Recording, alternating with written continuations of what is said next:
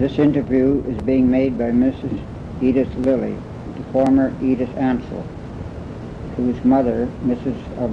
Alberta Ansell, was born in Pitt Meadows 100 years ago. Alberta Elizabeth Bertie Cook Ansell, born May the 14th, 1879, was the oldest daughter of Edward and Annie Louise Cook, born in Pitt Meadows, B.C., in the original old Cook home, where the following Cook children also were born: Alfred, Charles, Ernest, Daisy Charnley, Clarence, and Harry. Mr. Cook owned a large tract of land bordering on the Harris, Ford, and Baines roads.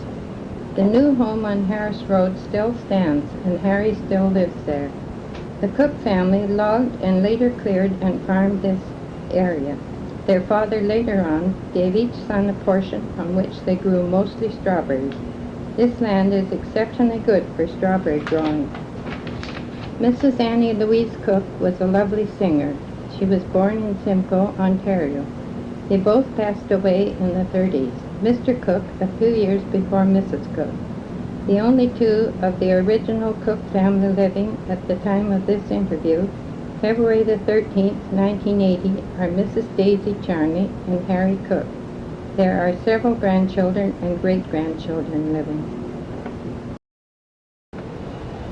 When I was a girl, I remember going to Pitt Meadows to my grandmother Cook's home by jitney, driven by Mr. Bob Stevens of Haney, and at that time the new Cook home was a meeting place for the young folks.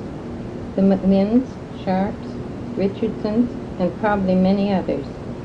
Several of the young folks owned motorcycles, and riding them was their favorite pastime.